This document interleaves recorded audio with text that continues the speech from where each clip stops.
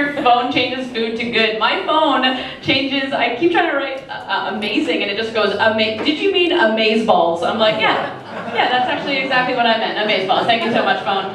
Alright guys, your next act, I've never had the pleasure of seeing either, but I am going to pronounce his name right, and so we're all very excited. Guys, go bananas for Tilley!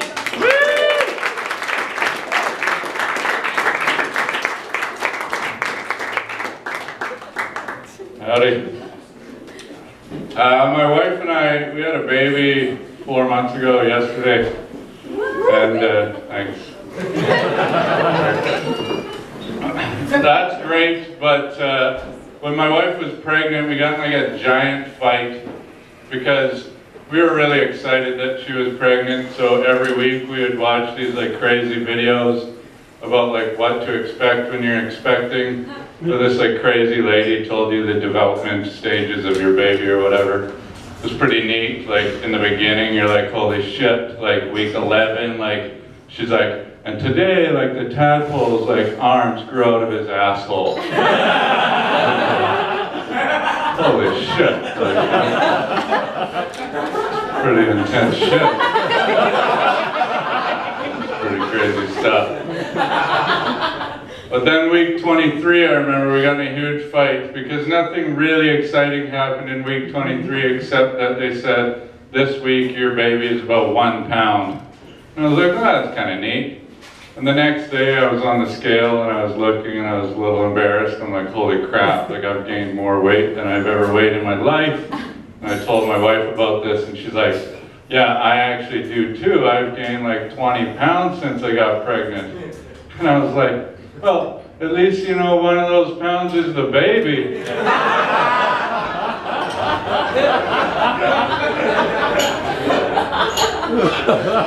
She's raising him alone now.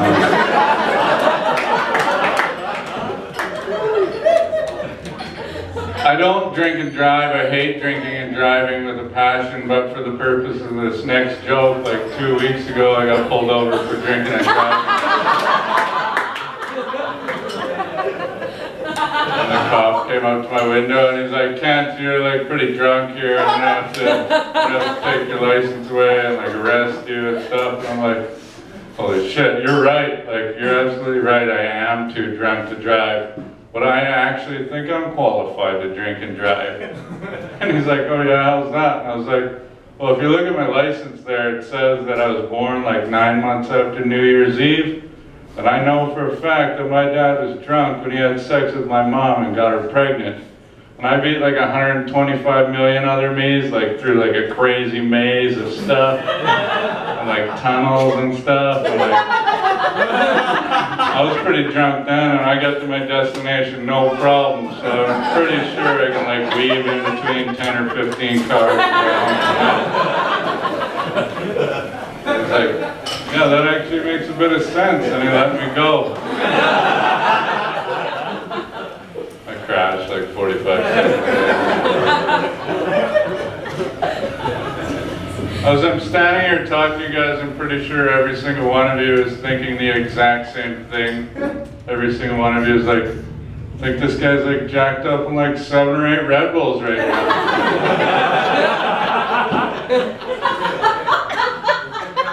No.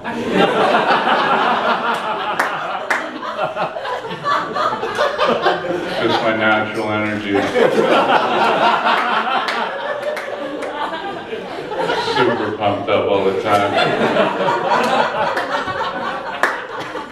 Might have come as a surprise to you the first time you heard my voice, but imagine what a surprise it was to me the first time I heard it. So I was always sort of under the impression that I talked at a regular speed with more than one tone. I remember the first time I heard myself on the answering machine, I was like, I think this thing's running out of batteries or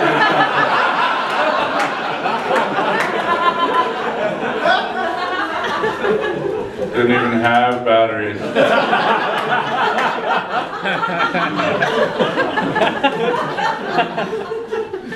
Pretty sure most of you in here have shopped at the Home Depot, dealt with their incredibly helpful and knowledgeable staff. Years ago, I used to be one of these incredibly helpful staff members. And when I got hired at the Home Depot, they decided to make me a lot associate, which meant that I returned carts and loaded people's trucks and stuff. Pretty sure they gave me this extremely high-powered position because the manager that hired me actually thought I was mentally handicapped. Now I want you to imagine how hard you really have to work at the Home Depot when you know for a fact that your boss thinks you're retarded.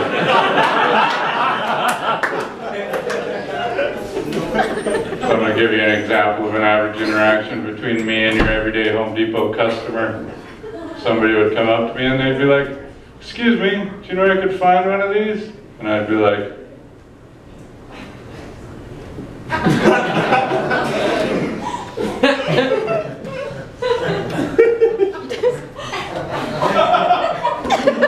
and then I'd turn around and walk away.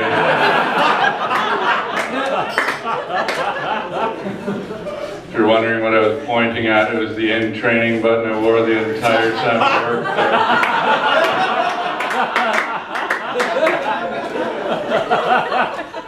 I worked there for like 6 years.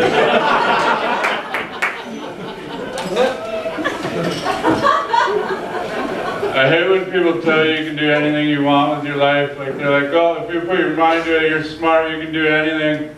Like, no, that's not true at all. I'd be the world's shittiest auctioneer.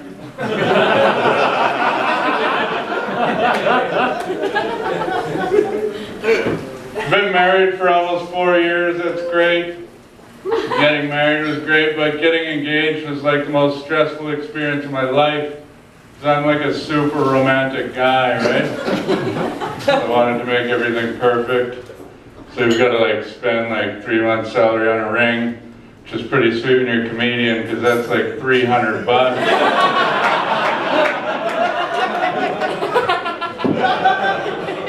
So I'm trying to figure out how to make this perfect, and I thought to myself, like maybe one night while we're lying next to each other in bed, I could just text her. Be like, "Baby, I love you, will you marry me?" And if she said no, I'd just be like, "LOL." JK, baby.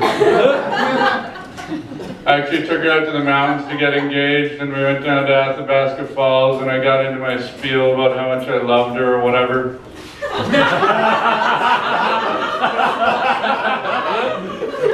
She had this look of just sheer terror on her face. I was like, holy shit, if that look doesn't change pretty quick, I'm gonna have to abort this mission. But it did, and she said yes on the drive back to Jasper. I was like, "Honey, why do you look so scared out there?" And she's like, "Oh, you were just so serious. I thought you were gonna break up with me or something." And I'm like, why the hell would I take you out to the middle of nowhere to break up? Have any idea how uncomfortable that car ride home would be? Seriously, baby, I love you. If I was going to break up with you, I'd text you.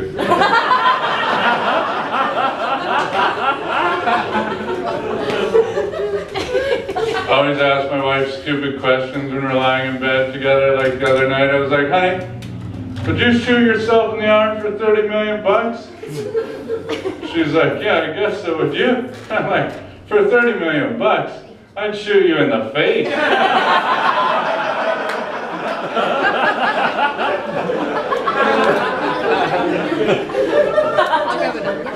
$30 million.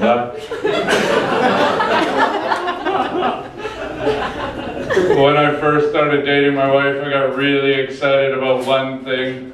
That was the first time I was going to get to take a shower in her shower. Not because I wanted to shower with her or anything. I mean, that's pretty sweet, I guess.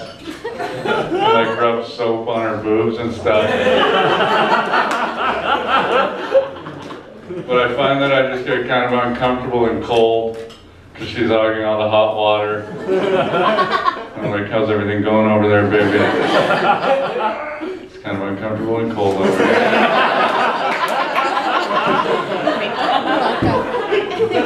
I like showering in your guys' showers because you have so much awesome stuff in there that we don't have. Because the average guy has like a bar of soap. 2-in-1 shampoo conditioner. But you girls have like loofahs and bath poofs and lotions and scrubs and stuff. I don't even know what these things are, but you get a really good lather with them.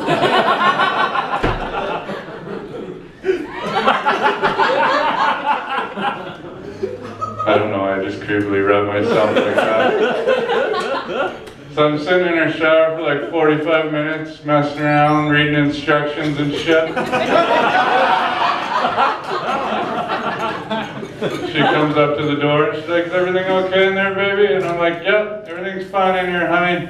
Just exfoliating my feet right now."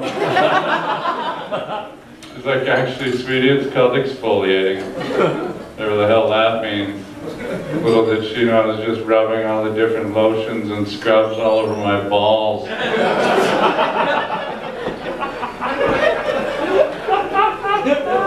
I like the oatmeal scrub.